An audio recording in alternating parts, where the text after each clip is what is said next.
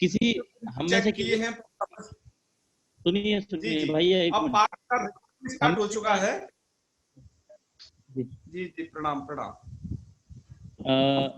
मैं इतने हमारे समूह के सभी लोगों से निवेदन करता हूं, यदि किसी को जूम के माध्यम से फेसबुक लाइव करने का तरीका मालूम हो तो कृपया अपने आप को अनम्यूट करके हमारे भाई साहब की सहायता करें। जी वह उनसे हो सकता है, पर आज थोड़ा ये दिक्कत हो रही है। नहीं, यहाँ से भी हो जाएगा, रुकिए थोड़ा। आप नहीं, मैं कर पाऊंगा उससे, क्योंकि जो होस्टिंग करता है वो कर पाता है ना। जी जी शायद जी जी आप भी प्रयास कर लो, शायद ऐसा ना हो पाए, वो तो अच्छा है। तो मेरे से तो नहीं हो पाएगा, मैं होस्ट कर रहा होता तो हो जाता। हेलो, हम एक बार उनसे जी पूछते हैं, जो है आज हम पाठ को रिकॉर्ड कर रहे हैं। आवाज कम आ रही है आपकी श्रीओम भैया। जी जी जी आवाज कम आ रही है आपकी। अच्छा, आपके आवाज यहाँ तो नेटवर्क आनी समस्या चाहिए। होगी। कोई समस्या नहीं है, फुल नेटवर्क है यहाँ पे। आवाज पर्याप्त है। आप बाहरी वातावरण से बचने के लिए हेडफोन का इस्तेमाल करिए तो सही रहेगा। आवाज यार आपको मैं आएगी, आप थोड़ा हेडफोन वगैरह लगाए। घर में भीतर हूँ, मेरे पास कोई बाहरी वातावरण का कोई डिस्टरबेंस नहीं है। जी जी जी तो हो सकता है कोई नेटवर्क की समस्या हो, आपकी आवाज क्योंकि अच्छी आ आवाज रही थी पूरी। कल, अच्छी आवाज आ रही थी आपकी कल। जी जी हेलो भाई, आवाज आ रही है भाई साहब। हेलो। हाँ जी बोलिए। मेरा ऐसा सुझाव है जी कि हम बाकी की भी मीटिंग हम बाकी के करते हैं, तो हम 300 से भी ज्यादा जुड़ते हैं, लेकिन कभी फेसबुक लाइव की जी नहीं अभी तक। और रिकॉर्डिंग अच्छा होता है, आवाज की क्लैरिटी भी बहुत सारी अच्छी आती है, और स्क्रीन भी शेयर कर सकता है जो होस्ट है, वो सभी के सभी म्यूट भी हो सकते हैं, अनम्यूट भी हो सकते हैं। फेसबुक लाइव की कोई भी अभी तक हमें तो जरूरत नहीं पड़ी है, हम 300 से ज्यादा कनेक्शन होता है हमारा रोज का। तो मुझे ऐसा लगता है कि जिसको प्रॉब्लम है तो वो उसके नेटवर्क का प्रॉब्लम है, हमारा होस्ट की तरफ से या जो बोल रहा है उसकी तरफ से कभी भी कोई प्रॉब्लम आता नहीं है। अगर जिसको आता है तो उसको रिकॉर्डिंग सुनने के लिए बोल सकते हैं हम, और हमारा शेड्यूल डिस्टर्ब ना हो सके, इतना सभी के सभी प्रयास कर सकते हैं। फेसबुक लाइव का हमारा दूसरा हिसाब है, तो फेसबुक लाइव हम कुछ अन्य कारणों से भी करते हैं, तो वो तो आवश्यक है ही। खैर आज वैसे भी परिचयात्मक है तो समस्या नहीं है। तो फिर आपको बताएंगे, आप चिंता न करें। जी जी थोड़ा कुछ हल्के विचार करते हुए तब आगे बढ़ेंगे, चिंता न करें। और एक निवेदन और आपसे, जब आप यहाँ पर बैठते हैं तो आपको प्रॉपर एक ऐसे क्लास जैसा माहौल स्थापित करना है, जैसे आपको लेट के पठन पाठन नहीं करना है, क्योंकि आधे घंटे की तो बात है, लेट के नहीं करना, घूमते हुए नहीं करना, मतलब आपको वह फीलिंग आएगी फिर आपको ऐसा न करने से। तो अन्य कोई न क्रिया करके आप शांतिपूर्वक सुनेंगे, और जब आपको प्रश्न पूछने की जरूरत हो अनम्यूट करें या टिप्पणी करें, तो बहुत अच्छा हमारा जो है संप्रेषण आपस में बन पाएगा। तो ये आप जरूर करें। ये नहीं कि किसी भी क्रिया में पढ़ रहे हैं तो उससे आपके अंदर का अनुशासन भंग है। तो यही जी गुरुदेव। म्यूट नहीं किए हैं उनको म्यूट करिए। मैं जी गुरु जी बोलने के लिए मैं हूँ। कृपया एक ही व्यक्ति इस दायित्व का निर्वहन करे। मुझे समस्या नहीं है, ज्यादा लोग नहीं बोलेंगे। भैया म्यूट कीजिए सबको, म्यूट कीजिए। ठीक ठीक ओके, सबको पता होगा ये लगभग ये विधि। अब सुनिएगा थोड़ा है जी। कल हमने जो आपको बताया था उसमें यह था कि व्याकरण शास्त्र की कुछ भूमिका अर्थात इसके प्रयोजन के बारे में विचार किया था। आपको पाठ के बारे में स्मरण दिला दें, जिसमें सबसे पहला पाठ था रक्षा। सबसे पहला प्रयोजन अर्थात 5 प्रयोजनों में, हालांकि 2 प्रयोजन और हैं, उन प्रयोजनों को देखा जाए तो सबसे परम प्रयोजन है व्याकरण अध्ययन का मोक्ष। सेकंड नंबर पर आता है अथ शब्दानुशासन, जो पतंजलि जी का महाभाष्य में प्रथम सूत्र है। वो ये सूत्र नहीं, वह उनका एक मंगलाचरण है, अथ शब्दानुशासन ये। अच्छा, और इसमें ये 2 के बाद फिर उन्होंने 5 प्रयोजन कहे व्याकरण अध्ययन के। उसमें रक्षा, ऊहा, ऊहा को कहीं ऊह ये भी पाठ है, दोनों में भ्रांत मत होना, ऊहा भी है और ऊह दोनों प्रकार से यह शब्द प्रयुक्त होता है। रक्षोहा आगम, रक्ष ऊहा आगम, लघु और असंदेह, यहां तक हम पहुंचे थे। और कुछ आनुषंगिक प्रयोजनों में दुष्टः शब्दः यह था, उसको हमने आपको दुष्टः शब्द इस प्रयोजन को ठीक से प्रतिपादित करके बता दिया था। इंद्र और वृत्तासुर वाली जो कथा थी। अब आइए अब कुछ आगे बढ़ते हैं। भैया एक बार म्यूट कर लीजिए सब लोगों को। म्यूट है लगभग, मुझे तो यही लगता नहीं है। है, रेखा नेगी म्यूट नहीं है। मैं नाम लूंगा यहाँ से, कृपया म्यूट कीजिए। चलो मैं कर देता हूँ अभी। प्रशांत कुलकर। हाँ हाँ हाँ सुनो, हाँ हाँ ध्यानेन श्रोतव्य मध्ये मध्ये म्यूट इत्यादिकं कोलाहलं न भवेत्, अन्यथा किं भवति। इससे होता क्या है, आप लोगों को ही आपस में थोड़ा दिक्कत होगी। कोई कुछ और कहेगा, आप तो पाठ सुनने के लिए बैठे हैं, कोलाहल आपको सुनाई देगा। आपस में ये होगा तो यह करिए थोड़ा सा, ये जरूरी है। चलिए आगे बढ़ते हैं। अब हम सोचते हैं, कुछ चीजों पर विचार करते हैं, आप लोगों से कुछ संवाद भी करना चाहेंगे किन्हीं विषयों को लेकर के। पर पहले आप उसे सुनिएगा।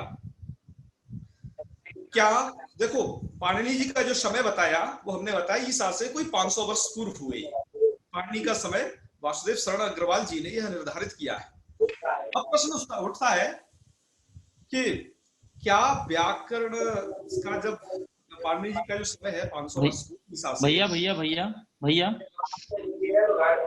एक बार म्यूट करिए, बाहर से बहुत आवाजें आ रही हैं सबको। भाई ये मत किया करो बीच बीच में, इससे दिक्कत होती है। सबको म्यूट कीजिए, सबको म्यूट कीजिए।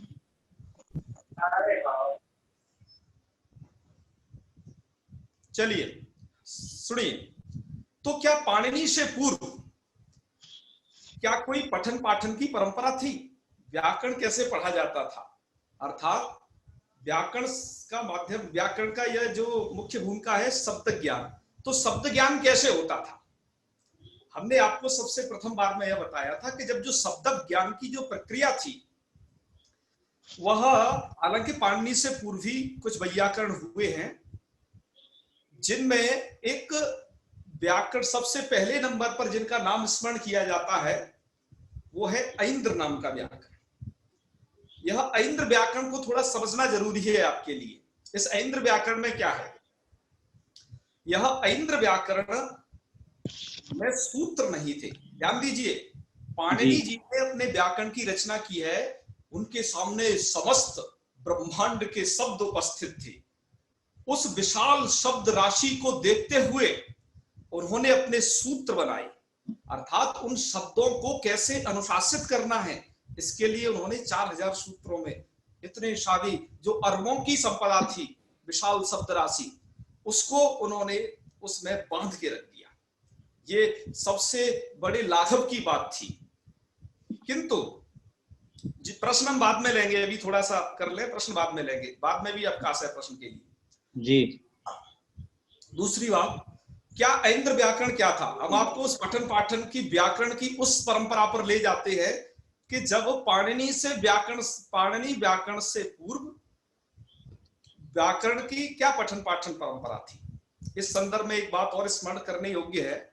हमारे मन में अक्सर प्रश्न आते हैं कि सबसे पहले भाषा आई या व्याकरण आया, अर्थात व्याकरण पहली चीज है या फिर भाषा पहली चीज है। तो यहाँ पर आपको जानना होगा, सबसे पहले कोई भाषा आती है, उसके बाद उसका व्याकरण बनता है। व्याकरण क्या करता है?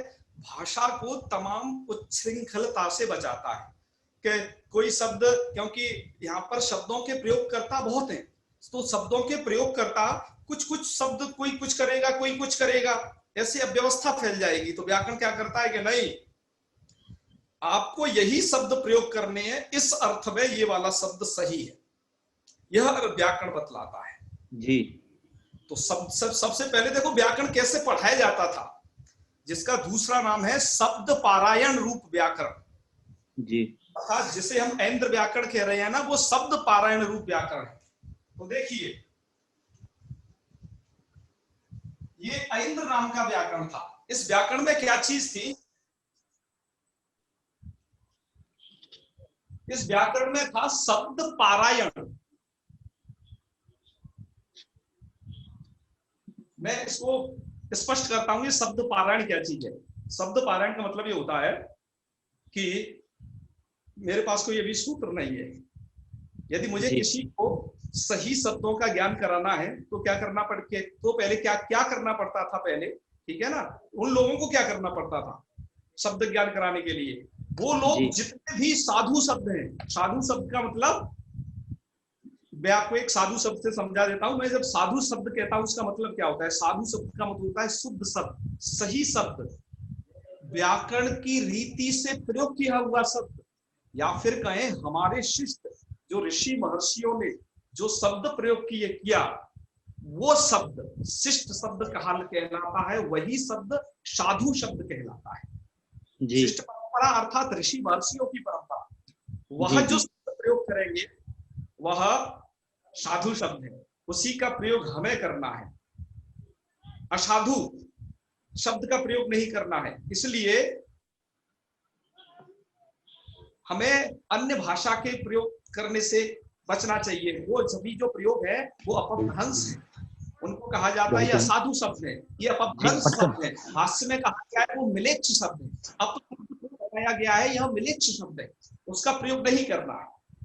तो पहले व्याकरण कैसी थी कि जो साधु शब्द होते थे उनका प्रयोग बस बताया जाता था। तो जैसे साधु शब्द का प्रयोग, जैसे मैं कुछ साधु शब्द बोल रहा हूं वैसे करते थे, जैसे भवती, करोति, पचति, पठति है इत्यादि क्रिया रूपाणी है साधुनी शब्द। भैया एक बार प्रशांत कुलकर्णी अनम्यूट हैं आप। अरे यार वो हो नहीं रहा है अनम्यूट। आपकी स्क्रीन में हाँ हो गया। प्रशांत कुलकर्णी जी म्यूट हैं आप, अब ध्यान दीजिएगा।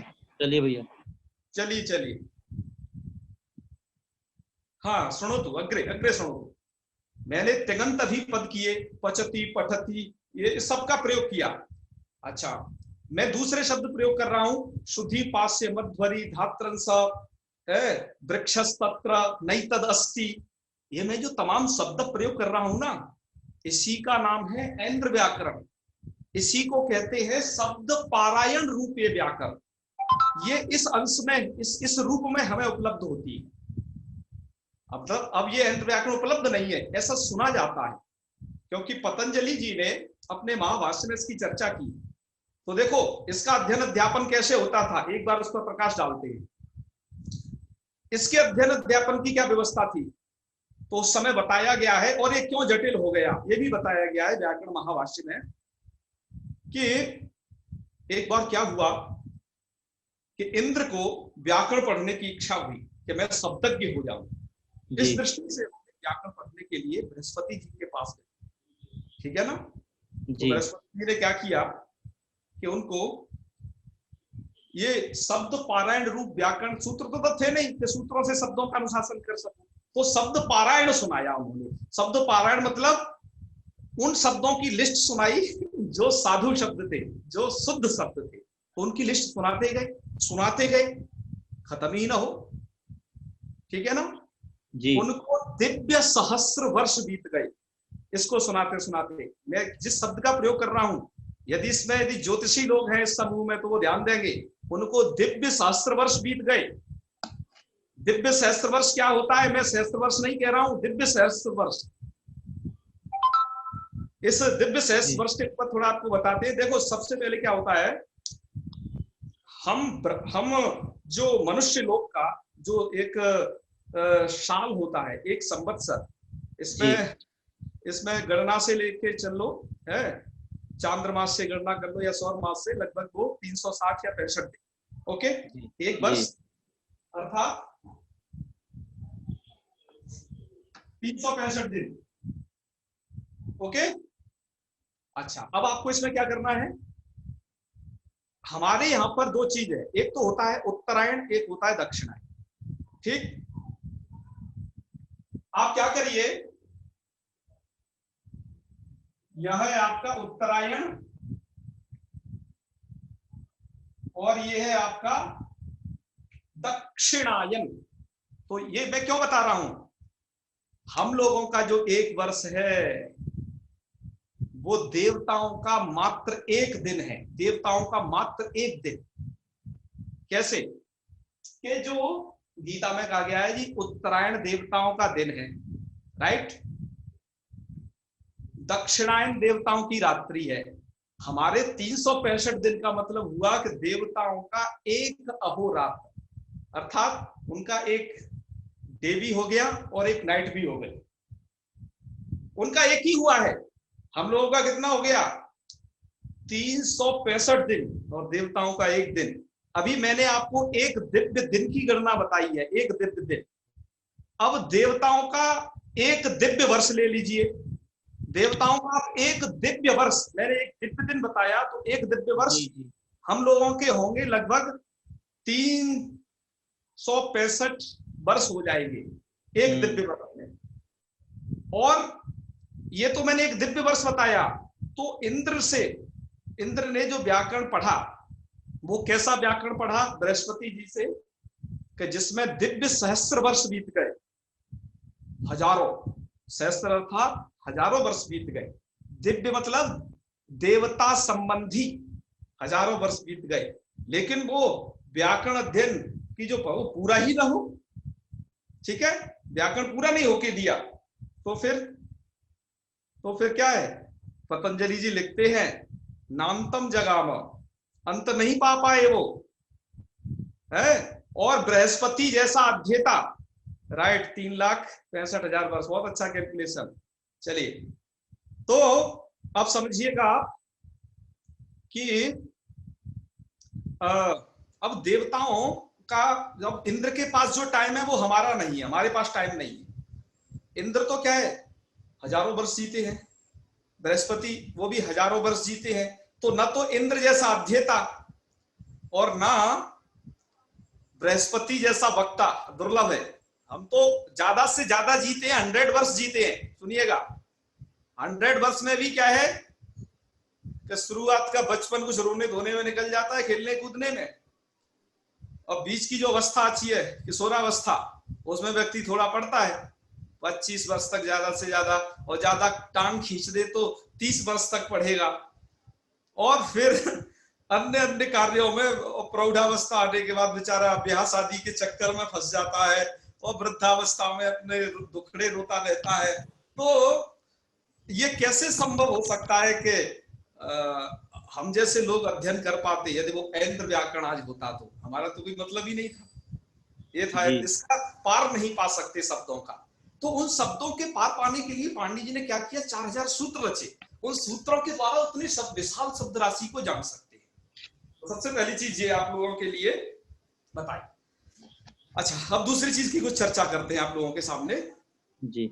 आज के जमाने में व्याकरण पढ़ना क्यों जरूरी है? आज के जमाने में क्यों? क्या जो व्याकरण नहीं पढ़े हैं, क्या वो सुखी नहीं है? क्या जो व्याकरण नहीं पढ़े हैं, क्या उन्हें शब्द ज्ञान नहीं है? यस, वो शब्द ज्ञान है उनमें। क्या जो व्याकरण नहीं पढ़े हैं ज्यादा, क्या वो उन्होंने नौकरी वगैरह नहीं पाई है? सब कुछ है जी। अच्छा, व्याकरण पढ़ना अर्थात पाणिनि व्याकरण पढ़ना क्यों जरूरी है? क्या कोई और चारा नहीं है इसके सिवा? क्या बिना व्याकरण को पढ़े कुछ हो सके? जैसे आजकल हो रहा है। आजकल क्या हो रहा है, जैसे किसी को अरे मुझे संस्कृत सीखना है इत्यादि इत्यादि, तो वो क्या करता है, चलो संस्कृत भारती का शिविर अटेंड करते हैं, 10 दिवसीय या संवादशाला वाला 15 दिवसीय शिविर अटेंड किया। वहां पर जाकर के क्या है, थोड़ा अभ्यास करता है, और वह धारा प्रवाह रूप से एकदम संस्कृत को बोलने लगता है। जब समाज के आगे जाता है, अरे खटाखट देखो, वो समझता है व्याकरण की क्या महत्ता, हमने शब्द ज्ञान कर लिया। वृंदावन में बहुत सारे लोग भागवत सीखने के लिए जाते हैं, एक उदाहरण, क्योंकि वो पास में ही है उधर से। तो वहां पर क्या है, उन्हें क्या भागवती तो सीखनी है, क्या व्याकरण की जरूरत है इसके लिए। तो क्या हुआ कि पढ़ने के लिए गए और उन्होंने बाकायदा रख के हिंदी टीका वो सीख लिया, क्या संस्कृत की जरूरत, और तब भी उनका जीविकोपार्जन बड़े आसानी से चल रहा है। क्या व्याकरण पढ़ना जरूरी है? क्या आप संस्कृत बोलना या संस्कृत की सही समझ रखना क्या बिना व्याकरण के सीख नहीं सकते? क्या खूब सीख सकते हैं। काफी सारे साहित्यिक, कौन इतना व्याकरण पढ़ता है? वो रसगंगा, वो ये थोड़ा नीचे से स्टार्ट करते हैं, वो जो है मेघदूत और अभिज्ञान शाकुंतलम, स्वप्नवासवदत्तम, ऐसे कुछ ग्रंथों को पढ़ के अच्छे संस्कृतज्ञ हो जाते हैं। कोई व्याकरण के उन्हें ऐसे कोई ज्ञान की जरूरत नहीं है, बस साधारण नॉलेज होती है। तो व्याकरण पढ़ना क्या, इसका क्या सही प्रयोजन है?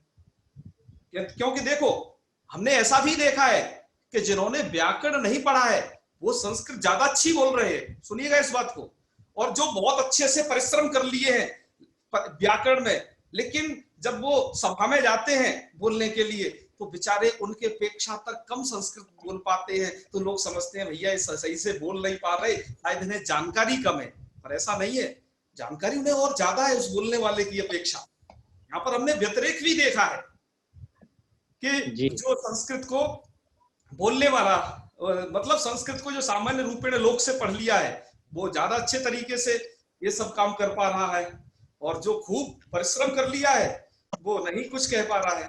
जी श्रेया जी क्या कहना चाहती हैं, बताइए बताइए, अनम्यूट करके, आपने हैंड दबाया हुआ है। चलिए शायद आपको कुछ नहीं कहना है, चलो ठीक है आगे बढ़ते हैं। जी हाँ जी, तो हम बिल्कुल यह कह रहे थे, तो व्याकरण पढ़ने की आवश्यकता क्या रही? शब्द ज्ञान, आपको शब्द ज्ञान के लिए आपको ये तमाम काव्य नाटक पुराण इत्यादि शब्द ज्ञान कर सकते हो, जरूरी भर का उपयोग का बोल सकते हो सब, तो व्याकरण पढ़ने की आखिर आवश्यकता क्या है? नहीं व्याकरण पढ़ते भी आप संस्कृत तो बोल पा रहे हैं ना, क्योंकि भाषा के बोलने के लिए व्याकरण ज्ञान की जरूरत नहीं है। आप ये निश्चित दिमाग से निकाल दीजिए कि मैं इसलिए व्याकरण पढ़ रहा हूँ कि शायद मुझे भाषा आ जाएगी। भाषा ज्ञान के लिए आवश्यक है सिर्फ आपको संवाद करना, आपको भाषा बोलने से आएगी, तो व्याकरण क्या रोल निभाएगा? तो व्याकरण क्या निभाता है तो सुनिएगा। अच्छा, वैदिक शब्दों को भी जानने के लिए वो तो वेद पढ़ के अपनी शाखा पढ़ के जान लिए जा सकते हैं, उसके लिए भी आवश्यकता नहीं है। ठीक है, व्याकरण भाषा की आत्मा है, ठीक है, इससे तो कोई बात नहीं। तो क्या बात है सुनिएगा, महाभाष्य में इस बात का बड़ा अच्छे तरीके से यह विवेचन किया कि व्याकरण का रोल देखिए, व्याकरण का क्या रोल है। व्याकरण के लिए बताया कि ये क्या काम करेगा, उसके लिए एक लाइन बताई कि शब्द ज्ञान पूर्वक प्रयोगे धर्म, सूत्र स्मरण पूर्वक शब्द प्रयोगे धर्म। ठीक है, अर्थात आप यदि सूत्र स्मरण पूर्वक यदि प्रयोग करते हो तो आपको धर्म की प्राप्ति होती है, सबसे बड़ा कारण। सुनिए, यदि आप सूत्र स्मरण पूर्वक, जैसे आप जो भाषा को प्रयोग कर रहे हो उस भाषा को आपको पता है, जी हमने यह शब्द प्रयोग किया है, इस शब्द की साधुता अर्थात इस शब्द की सिद्धि पाणिनि जी के अमुक सूत्रों से है, यदि ऐसा आपको स्मरण है तो आप समझिए क्या, तो आपको व्याकरण पढ़ने से और उसके बाद उस शब्द प्रयोग करने से बहुत पुण्य की प्राप्ति होने वाली है, आपका एक अदृष्ट भाग्य का निर्माण हो जाएगा। यह है प्रयोजन। जी। अच्छा, इसका मतलब क्या हुआ? इसका मतलब यह हुआ कि अब तक जो केवल शब्द सीखे हुए हैं, किंतु पाणिनि जी के शास्त्र को नहीं पढ़ा है, उन्हें पढ़ने का, उन्हें संस्कृत बोलने का फल प्राप्त नहीं होने वाला। क्योंकि देखो इस विद्या में यह है कि सही बोलोगे तो आपको पुण्य है, गलत बोलोगे तो आपको अपेश का भागी होना पड़ेगा, ये ऐसी विद्या है। तो आप समझ गए होंगे इस बात को। यदि व्याकरण पढ़ोगे तो उसका सबसे बड़ा लाभ यही होने वाला है। जी, क्या ना आचार्य जी? आचार्य जी, हाँ जी, हाँ जी जी, वही एक तो मैं याद दिला रहा था म्यूट करने का, फिर एक मेरा प्रश्न भी था जी। एक बार सबको म्यूट कर लीजिए, क्योंकि कुछ लोग नए जुड़े हैं तो कई लोगों को भी समझ नहीं आ रहा होगा, तो बार बार आपको देखना पड़ेगा 2-4 दिन में। ठीक ठीक ठीक, कोई बात नहीं, इनको कर लेते हैं। जी, म्यूट कर दीजिए, फिर बताता हूँ। ठीक ठीक, ओके ओके। यहाँ पर उधर मत करो, ठीक है?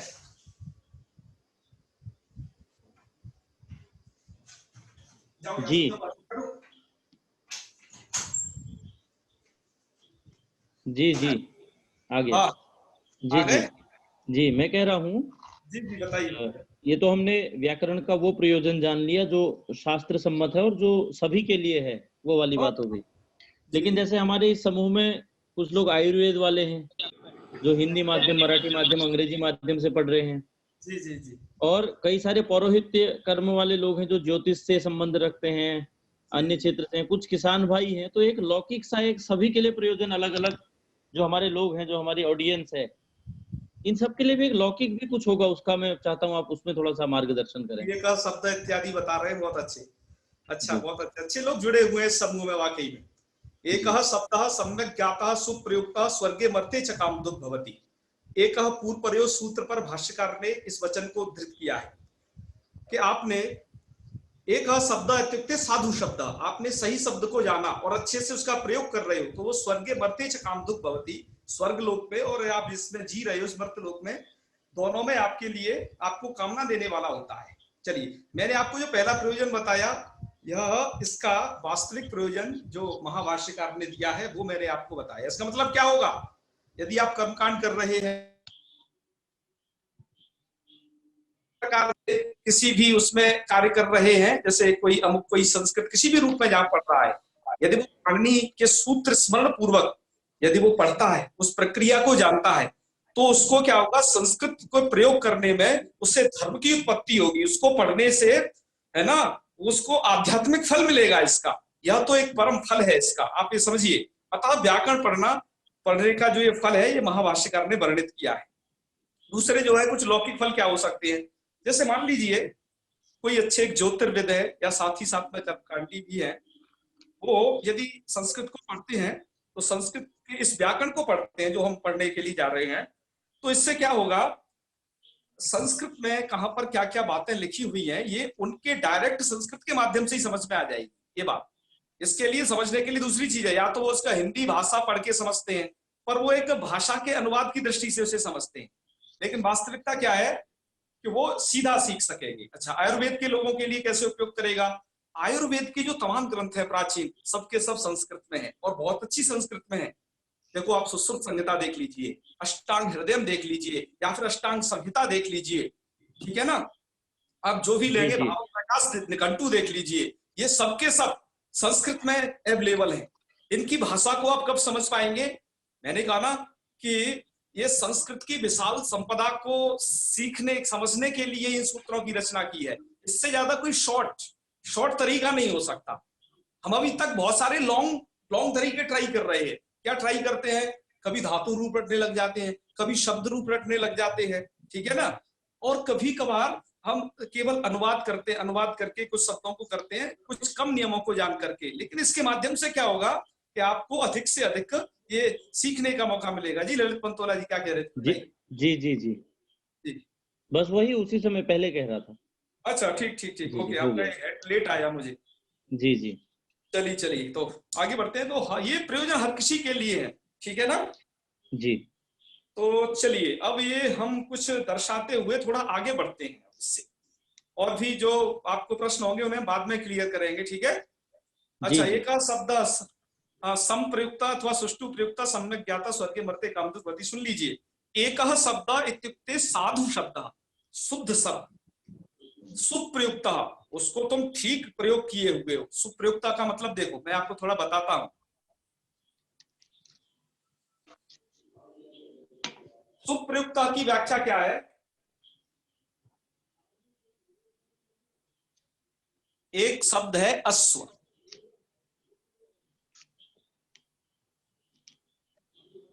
दूसरा शब्द है ये भी अश्व, दोनों में अंतर है। क्या अंतर है, ये वाला जो अश्व शब्द है इसका अर्थ होता है घोड़ा, घोटका। ये वाला जो अश्व शब्द है स्व शब्द धन का वाची है, धन, मनी। स्व माने धन, अस्व अर्थात धन से हीन अर्थात निर्धन। अब देखिए दोनों चीजें, यदि आप घोड़े के लिए अश्व शब्द प्रयोग करते हो तो साधु है, बिल्कुल। देखो, शब्द दोनों साधु है, ये वाला अश्व भी साधु है, ये वाला अश्व भी साधु है। आप घोड़े के लिए यदि ये वाला प्रयोग करोगे तो ये गलत हो जाएगा, और आप अश्व अर्थात निर्धन, धन से रहित के लिए ये वाला प्रयोग करोगे तो ये गलत हो जाएगा। सुप्रयुक्ता का मतलब यही है कि जो अर्थ हो उसके लिए सही शब्द आपने प्रयोग किया है, यही सुप्रयुक्ता की व्याख्या है। और शास्त्रान्विता, वो शब्द शास्त्रान्वित होना चाहिए, है ना, सूत्रों से सिद्ध होना चाहिए। तो ऐसा शब्द स्वर्गे, उस स्वर्ग लोक में मर्त्य, आप जी रहे हैं जिस लोक में उसको मर्त्य लोक कहते हैं संस्कृत में। वह कामधुक भवती, सभी कामनाओं को देने वाला होता है, ठीक है ना। जी। जैसे कल्प वृक्ष के नीचे आदमी बैठ जाता है, बताते हैं कि कल्प नाम का एक वृक्ष है देवताओं का जी, कल्प नाम का, हाँ ये भी ठीक है, हिया हया, ओके ओके ठीक है। तो उस वृक्ष की क्या खासियत है कि आप उसके नीचे जैसे बैठ जाओगे, आप कहोगे कि नहीं मुझे रबड़ी चाहिए, अभी आपके सामने आ जाएगी, अरे वाह। आपको चाहिए कि नहीं इस लॉकडाउन में भी मुझे वहां जाना है, तो आप वहां पहुंच जाओगे। ये है कल्प वृक्ष की विशेषताएं। यही इसीलिए व्याकरण को भी कल्प वृक्ष बताया गया है। आपको ये व्याकरण शास्त्र कुछ दिनों बाद फल जरूर देता है कल्प वृक्ष वाला, शुरुआत में नहीं देगा। शुरुआत में वैयाकरण बड़े निर्धन रहते हैं। शुरुआत में यदि कोई व्यक्ति जैसे ज्योतिष पढ़ ले, संगीत सीख ले, या कुछ आयुर्वेद की विद्या सीख ले, ये थोड़ा जल्दी कमाने लगता है। ज्योतिष सीख ले जी जी जल्दी कमाने, पुराण सीखेगा तो थोड़ा टाइम लगेगा, उसकी भागवत कथाएं अथवा नित्य लेट से होगा। लेकिन व्याकरण सीखेगा तो इसका फल थोड़ा देर से मिलता है, लेकिन जब मिलता है तो प्रॉपर मिलेगा। और मैंने आपको सबसे पहले दिन जो बात बताई थी, व्याकरण शास्त्र क्या है, जितने भी शास्त्र हैं सबकी मास्टर की, एक से ही सब ओपन होने हैं जी। एक शास्त्र पढ़ो, सबकी जानकारी रखो। इसलिए एक वैयाकरण हर एक शास्त्र में, वैयाकरण तो व्याकरण पढ़ने वाला हर एक शास्त्र में प्रवीण हो सकता है, ठीक है ना। जी जी। पतोला जी कुछ कहना तो नहीं? नहीं नहीं, सही है। चलिए बहुत अच्छे, तो आगे बढ़ते हैं अब। जी। आगे की जो व्याख्या है अब वो कुछ जानकारी रूप है। हमारे जो स्टूडेंट आते हैं, काफी सारे छात्र, वो इसमें भ्रांत रहते हैं जी। ये एक देखो तीन कौमुदी ग्रंथ है, ध्यान रखिए। सबसे फर्स्ट नंबर पर है वैयाकरण सिद्धांत कौमुदी।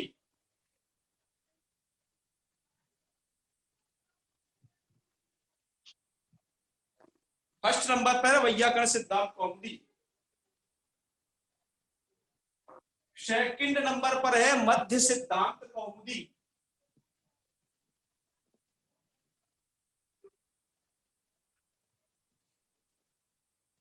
थर्ड नंबर पर है, हाँ स्वजना ठीक, ये भी अच्छा उदाहरण है, वेरी गुड।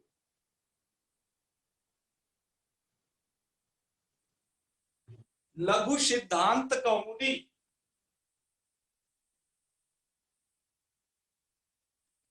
एक फोर्थ नंबर पर है, क्योंकि सबसे पहले दिन हमें प्रश्न किया गया था कि कौमुदी ग्रंथों के बारे में कुछ बताइए, उसका ये उत्तर है।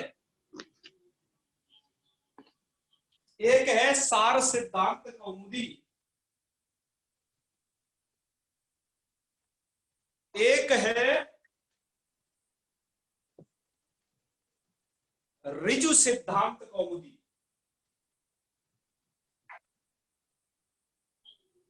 जी जी। आइए इनमें कुछ भेद जानते हैं। पहले भेद को लेकर के देखिए, आइए क्वेश्चन की चर्चा कर लेते हैं। क्या ये कौमुदी ग्रंथ है, क्या सभी एक ही राइटर की कृति है? इन सभी को लिखने वाला क्या एक ही राइटर है? तो आपका उत्तर है नहीं नहीं, अलग अलग है थोड़े से, आपको समझाते हैं। वैयाकरण सिद्धांत कौमुदी है फर्स्ट नंबर, भट्टोजी दीक्षित जी ने लिखा है। भट्टोजी दीक्षित जी कौन? जो वरदराजाचार्य जी के गुरु जी हैं, गुरु ने काम किया है। उसके बाद की ये तीन कौमुदी, उसके बाद की तीन कौमुदी, मध्य सिद्धांत कौमुदी, लघु सिद्धांत कौमुदी और सार सिद्धांत कौमुदी, ये लिखी है वरदराजाचार्य जी ने। उनका नाम वरदराज था, और वरदराज प्लस आचार्य, वरदराजाचार्य, इतना थोड़ा लंबा नाम हो जाता है, ये इन्होंने लिखी है, ठीक है जी जी। अर्थात गुरुजी ने वैयाकरण सिद्धांत कौमुदी लिखी, अर्थात ये बड़ा वर्जन था। इसमें पाणिनि के सभी 4000 सूत्रों का समावेश था, चाहे तो वो लौकिक प्रक्रिया विषयक सूत्र हो या फिर वैदिक प्रक्रिया विषयक सूत्र हो, सभी प्रकार के पाणिनि जी के सभी सूत्रों का समावेश इस ग्रंथ में है, ठीक है। पर उसके बाद उनके शिष्य हुए, उन्होंने सबसे पहले नंबर पर कोई ग्रंथ लिखा, उसका नाम था ये लघु सिद्धांत, जो तीसरे नंबर पर है। उन्होंने समझा, मैंने आपको पहले कहा लोगों के पास टाइम नहीं है, थोड़ा जल्दी पढ़ना चाहते हैं, उन्होंने सोचा लघु सिद्धांत कौमुदी की रचना कर देते हैं। ठीक है, तो लघु सिद्धांत कौमुदी की रचना की और उन्होंने क्या किया, इसमें मात्र लौकिक संस्कृत साहित्य के लिए उपयोगी 1276 सूत्रों को इसमें लिखा है। किसी के मत में 1272 है, ये भी है, दोनों प्रकार के मत। तो इसमें उससे कम सूत्र है, आप समझ गए होंगे, दोनों कोई राइटर अलग, अर्थात गुरु ने वैयाकरण सिद्धांत कौमुदी लिखी, जिसको सिद्धांत कौमुदी भी शॉर्टकट में कह दिया जाता है, और इसको लघु सिद्धांत को लघु कौमुदी भी कह दिया जाता है शॉर्टकट में। तो ये लघु सिद्धांत कौमुदी वरदराजाचार्य जी ने लिखी। वरदराजाचार्य जी ने सोचा कि यार इसमें थोड़ा हमने सूत्र कुछ कम लिख पाए हैं, थोड़ा और बढ़ाओ, इसमें कुछ कमो बेसी रह गई, अभी उतना आनंद नहीं आया इसको पढ़ने में और इसको लिखने में। तो उन्होंने क्या किया, इसके बाद मध्य सिद्धांत कौमुदी की रचना कर दी। इसकी कर दी मध्य सिद्धांत कौमुदी। हालांकि उससे पहले वो सार सिद्धांत कौमुदी आप नीचे देख रहे हैं, इसको लिखा, बाद में मध्य सिद्धांत कौमुदी को उन्होंने लास्ट में लिखा है। ये तीनों कौमुदी ग्रंथ है, तीनों में भेद क्या है, सूत्रों की कमोबेशी है, किसी में सूत्र कम है, थोड़ा उसमें ज्यादा है। लघु सिद्धांत में सबसे कम है, मध्य सिद्धांत में थोड़ा इनकी अपेक्षा, इन तीनों की अपेक्षा ज्यादा सूत्र है। वैयाकरण में तो सबसे ज्यादा है, ठीक है। अच्छा, नीचे जो है लघु सिद्धांत कौमुदी लिख रहा हूँ, उसकी चर्चा की थी। आजकल एक बहुत अच्छे वैयाकरण है जिन्होंने संस्कृत जगत का महान उपकार किया है। मैं तो समझता हूं कि आज संस्कृत समझाने के लिए जिन्होंने हिंदी टीका कर दी वो है गोविंदाचार्य जी। गोविंदाचार्य जी ने बहुत अच्छा काम किया है।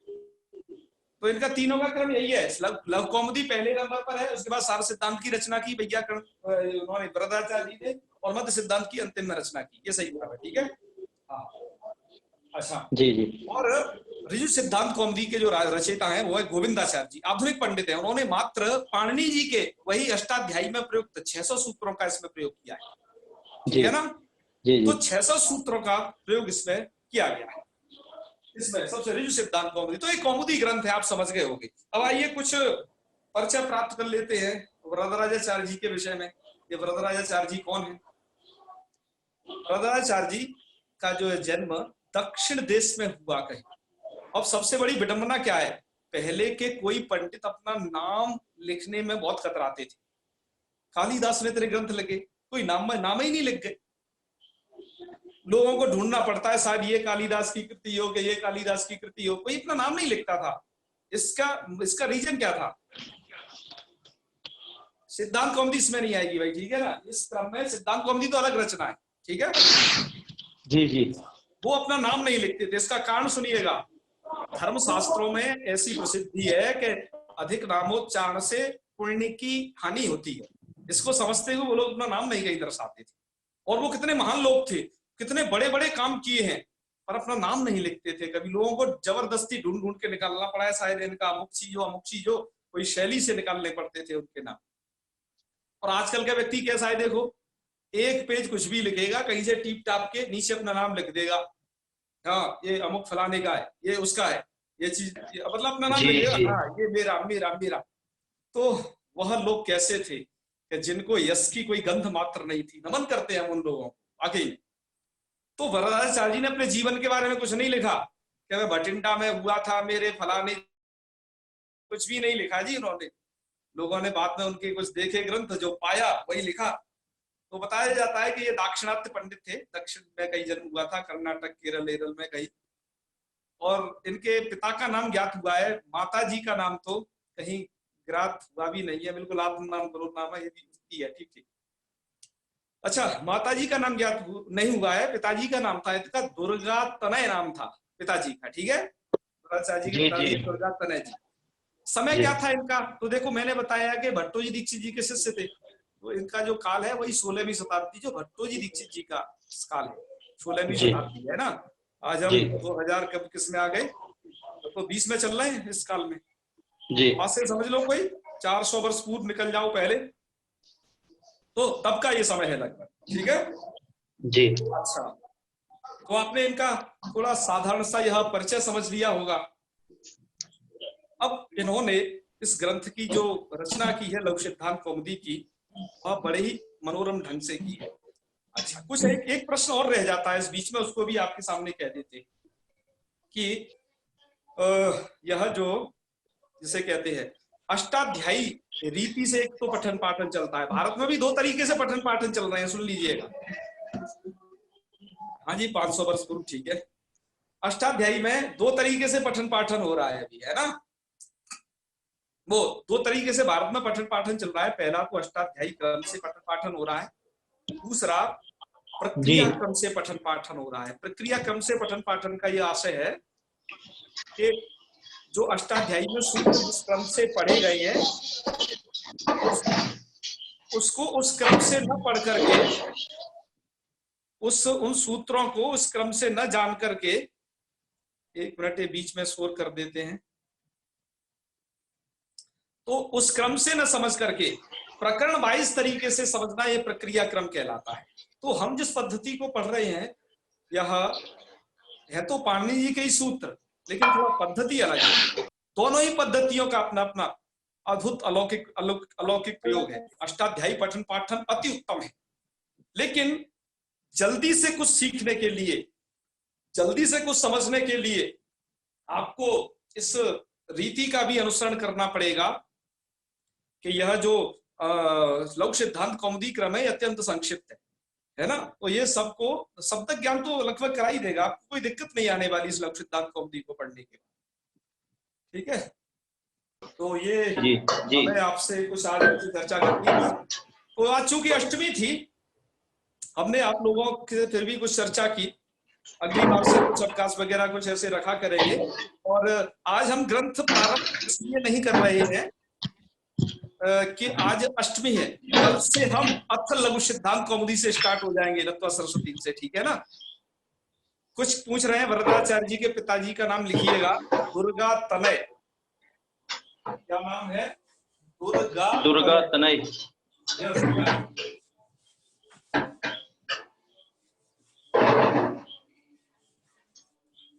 तो अब आपके कुछ प्रश्न हो तो अपने प्रश्न रख सकते हैं, बाकी आज क्लास का समापन यही करेंगे और कल से ग्रंथ हो जाएगा स्टार्ट। तो आप भी रहिए अब स्टार्ट। और एक बार और एक लास्ट में एक सुभाषित के साथ, एक सुभाषित है, अनारंभो ही मनुष्याणाम प्रथमम बुद्धि लक्षणम। ध्यान से दोबारा मैं सुना रहा हूं, अनारंभो ही मनुष्याणाम प्रथमम बुद्धि लक्षणम और आरंभस्य अंतगमनम द्वितीयम बुद्धि लक्षणम। मैं इसको थोड़ा व्याख्यान करता हूं, पंचतंत्र का है ये। सब कौमुदी शब्द के अर्थ सब कल बताएंगे, चिंता नहीं करें। आचार्य जी थोड़ा सुन लीजिए इसकी व्याख्या क्या कहना चाह रहे हैं। खटखट के यहाँ से बीच में हो रही, 1 मिनट आपको खटखट थोड़ा रोकनी होगी।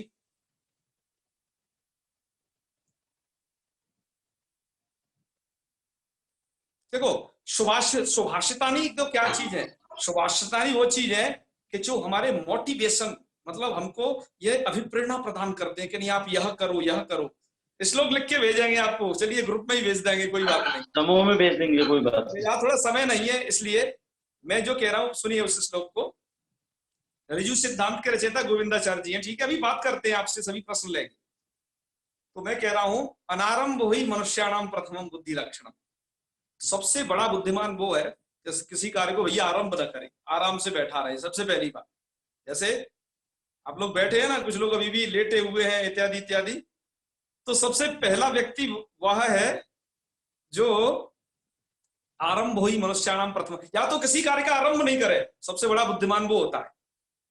और फिर दूसरे नंबर का बुद्धिमान सुनिए, आरंभस्य अंतगमनम द्वितीयम बुद्धि लक्षणम। यदि कोई कार्य आरंभ कर दिया है तो उसका अंत गमन करिए, उसके अंत तक पहुंचिए, अर्थात उस कार्य को पूरा करिए, तब आप दूसरे नंबर के बुद्धिमान हैं, ठीक है ना।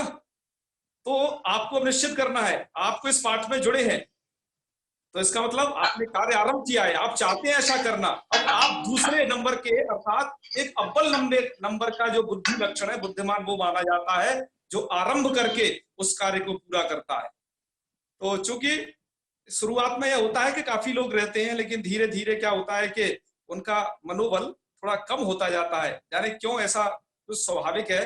तो देखते हैं आप लोगों की क्या स्थिति रहती है। हम तो भगवान से कामना करते हैं आप लगातार रहिए। तो हमारा यह प्रयास है कि आपको अपने अध्यापन के द्वारा किसी भी तरीके की बोरिंग नहीं महसूस होने देंगे, ठीक है ना। आपको शास्त्र भी पढ़ाएंगे और साथ साथ आपको ये सब चीजें भी आएंगी।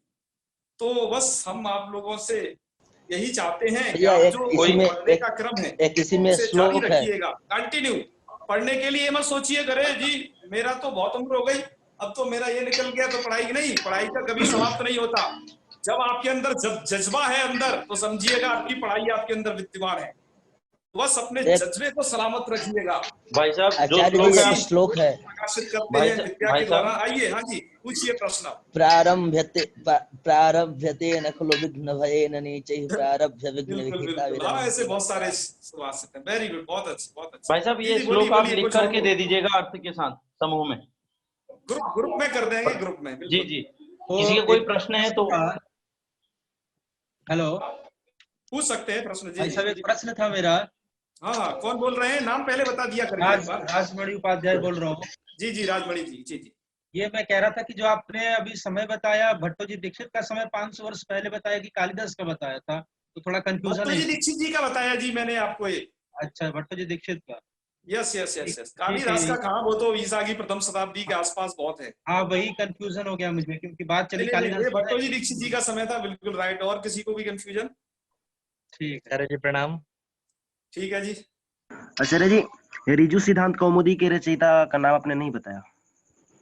ऋजु सिद्धांत कौमुदी के रचयिता, जी जी, उनके रचयिता का नाम हमने बताया था श्री गोविंदाचार्य जी। अभी जी, वर्तमान धन्यवाद। में दिल्ली में है, वो बहुत अच्छा कार्य कर रहे हैं अपने पाठशाला द्वारा। वो नमनीय व्यक्ति है, उन्हें प्रणाम करते हैं। बहुत संस्कृत का उन्होंने उपकार किया है।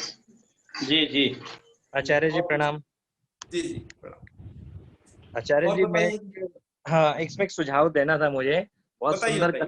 बहुत सुंदर आप पढ़ा रहे हैं और सब आनंद ले रहे हैं बड़ा सुंदर तरीके से। जैसा कल ललित जी बता रहे थे, बीच बीच में सब जो अपना कमेंट्स देते हैं, चैट करते हैं, उससे क्या है आप भी थोड़ा सा डिस्टर्ब होते हैं और जो पढ़ रहे हैं जो अच्छे से, वो भी थोड़ा डिस्टर्ब होते हैं। इसमें ऐसा करें, लास्ट के टाइम पे 5 मिनट सब अपना कमेंट्स दें, या कोई जो बात हो सब बताएं, या पूछना चाहें जो भी लास्ट में पूछे, आप ऐसा रखें तो और अच्छा लगेगा, क्योंकि आप भी डिस्टर्ब होते हैं, मैं देखता हूँ बार बार, और नहीं सब नहीं, भी वो थोड़ा सा डिस्टर्ब होते हैं। दरअसल मुझे डिस्टर्ब की चिंता नहीं है। हमारे सामने वाला व्यक्ति जो जिसकी जिज्ञासा है, उसकी जिज्ञासा नहीं रुकनी चाहिए। ये जिज्ञासा के लिए कक्षा है, वो जिज्ञासा करता रहे। हम उससे बात को विषय करके अपने विषय में वापस। इसके लिए लास्ट में क्या, जैसा कि ललित जी बोल रहे थे, 10 मिनट या 5 मिनट रखा जाए जो आदि अंत तो है ही समय, आदि अंत तो है, मध्य में थोड़ा थोड़ा ले सकते हैं। बाकी बहुत सुंदर, बड़ा आनंद आ रहा है। धन्यवाद। बस बीच में कोई इतना नहीं किया करे कि आपकी ध्वनि नहीं आ रही। वो सब हमने विधि ग्रुप पे लिख के भेज दिया कि आपको ध्वनि क्यों नहीं आ रही, उसका एक तरीका भेजा था। उसको पूरा करेंगे फॉलो तो आपको ध्वनि आएगी प्रॉपर। क्लियर आ रही है, वीडियो क्लियर आ रही है। शिवम भैया, हाँ बदल। सब लोगों को म्यूट कीजिए। कई लोगों के माइक खुल गए, सबको म्यूट कीजिए। ओके ओके,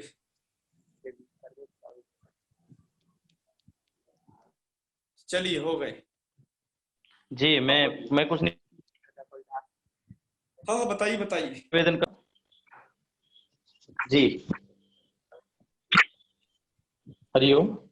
जी जी, बदतु शरण। जी जी, मैं कहना चाह रहा हूँ कि हमारे जो कई लोग इसमें ऐसे हैं जो लोग अपनी प्रतिक्रियाएं नहीं दिए हैं समूह में भी, वो आयुर्वेद के छात्र छात्राएं हों या वो फिर कुछ इंजीनियरिंग क्षेत्र से, हमारे अभियांत्रिक क्षेत्र से हैं, इंजीनियर्स हैं, उनका हो। ऐसे लोग जो संस्कृत से प्रत्यक्ष नहीं जुड़े हुए थे आज तक, या ऐसे लोग भी कृपया समूह में अपनी कोई प्रतिक्रिया दे सकते हैं। उनको क्या समझ आ रहा है, क्या नहीं आ रहा है, और यदि उनको कोई ऐसी समस्या आ रही है और उनको वैयक्तिक भी आचार्य जी को या मुझे कोई बात कहनी हो, तो आप लोग पर्सनली भी हम लोगों को मैसेज कर सकते हैं। आयुर्वेद के हो या तिवारी जी, इंजीनियर। गोविंदाचार्य जी हैं, अभी रोजाना हमारे साथ पाठ में जुड़ते हैं। ठीक है, हाँ, गोविंदाचार्य जी बहुत यंग है अभी, ऐसे समझिए उनकी उम्र कोई 50 के आसपास। आवाज इको करने लगे सर। भाई साहब, मीटिंग छोड़ दीजिए। एक दिन हम लोग हर तीसरे दिन के बाद एक दिन डाउट का ही रखेंगे, तो उसमें सब लोग अपने डाउट करते रहे, हम लोग उसका निवारण करेंगे। ग्रुप में हम चर्चा कर लेंगे जो भी होगी आप लोगों के साथ। तो जी, शांति मंत्र बोल रहे हैं। चलिए, बड़े भैया प्रणाम चाहता हूँ। सर्वे भवन्तु सुखिनः, सर्वे सन्तु निरामया, सर्वे भद्राणि पश्यन्तु, मा कश्चित् दुःख भाग् भवेत्। ओम शांति शांति शांति। बड़े भैया प्रणाम। प्रणाम प्रणाम। गोविंदाचार्य की पुस्तक अवेलेबल है, मिल जाएगी। Okay okay. प्रणाम करता हूँ बड़े भैया। शुभ रात्रि, हर हर महादेव। नमो नमः। प्रणाम सर। नमो नमो नमो नमो। नमो नमो आचार्य जी। नमो नमो नमो नमो।